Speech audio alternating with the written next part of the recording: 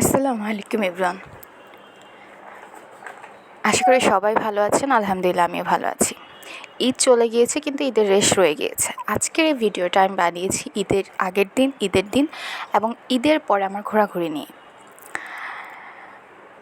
তো এই ছিল চাঁদ, মানে ঈদের চাঁদ, কিন্তু এটা ছিল ঈদুল ফিতরের চাঁদ।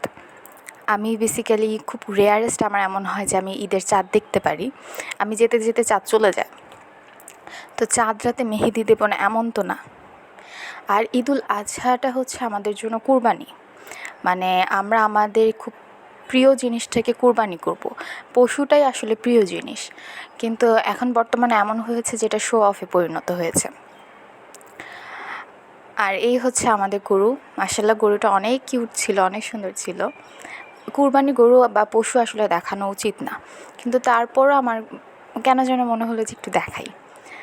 দেন ঈদের দিন সকালে সেমাই খাওয়া, সালামি নেওয়া শেষ করেই আমরা হচ্ছে গিয়ে একটু রেস্ট করছিলাম, কারণ সকালবেলা মেয়েদের অত কাজ থাকে না। কাজটা শুরু হয় যখন গরু কাটাকাটি শেষ হয়ে ছেলেদের কাজ শেষ হয়।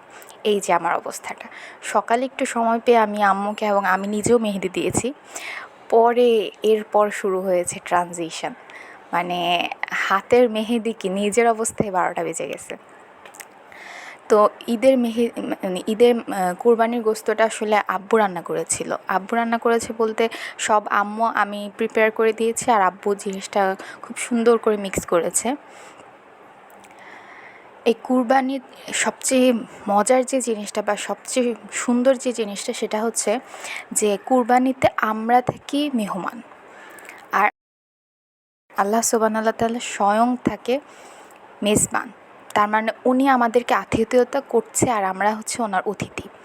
এই জন্য কুরবানির মাংস বা কুরবানির গোস্তটা অনেক বেশি স্বাদ হয়। এটা আসলে আমি আগে জানতাম না, কিন্তু বর্তমানে আমি যখন জেনেছি আমার আসলেই মানে কুরবানির গোস্তের মতো স্বাদ আর কোনোটাতে কিছু, কোনো দিন বছরে যদি আপনি অনেক দিন পরেও খান তারপরে এই স্বাদটা কিন্তু পাওয়া যায় না।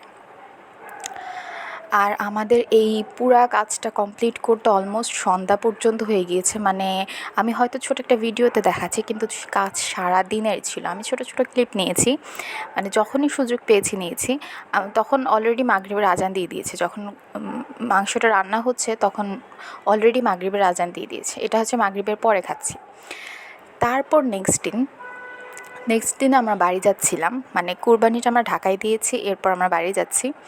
তো বাড়ি যাওয়ার পথে আসলে এই ফিলিংসটা না, মানে স্বপ্ন চাপে বাড়ি যখনই যায় আমার তখনই এই ফিলিংসটা আসে। এটা কোনো ঈদ পার্বণ পূজা এসব কিছু না। আর বাড়িতে গিয়ে মানে ঢাকার এত গরম থেকে যখন আমরা বাড়িতে গেলাম তার কিছুক্ষণ পরেই বৃষ্টি শুরু হয়েছে। এত সুন্দর এই পরিবেশটা, আর বৃষ্টির পানির চা আসলে আমি জানি না কে খেয়েছে, বাট গ্রামের মানুষ বৃষ্টির পানি ধরে রাখে, ধরে সেটা দিয়ে ভাত রান্না করে বা চা বানায়। এটাতে নাকি কালারটা ভালো আসে। আসলেই সত্যি বৃষ্টির পানির চা আসলেই মজা, যদিও কোনো আলাদা টেস্ট না, কিন্তু তারপরে আমরা পরের দিন সকালে আমরা বের হয়ে গিয়েছি প্রকৃতির আবহাওয়া উপভোগ করতে। মানে চারপাশের প্রকৃতি এত সুন্দর, এত মনোমুগ্ধকর, মনে হচ্ছে আর ঢাকা না যে এই ইট পাথরের শহরে এসে আসলে দরকার নেই, গ্রামেই থাকি। এটা হচ্ছে আমাদের পুকুরের পাশে কবরস্থান, তার পাশে রাস্তা, মানে পুরা এত সুন্দর। আর এমন হতো যে আগে কাদামাটি ছিল, এখন রাস্তা পাকা করে ফেলেছে, তাই মানে সকাল থেকে বিকাল পর্যন্ত এখান দিয়ে গাড়ি ঘোড়া চলে বা হাঁটাহুটির একেবারে পারফেক্ট জায়গা। আমি এখানে অনেকক্ষণ ছিলাম। আমি যত দিনই ছিলাম আমি সকাল বিকাল বের হয়ে যেতাম। তো সেই দিন আবার আমাদের এখানে দাওয়াত ছিল, তো দাওয়াতের জন্য আম্মু এখানে পায়েস করতেছে। আর মাটির চুলার রান্না এত মজা, বা এটা আসলে সহজ গ্যাসের রান্নার থেকে, মানে আমার একটুকুও করতে হয়নি। আম্মু এখানে রান্না করেছে, আমি আম্মুকে হেল্প করেছি।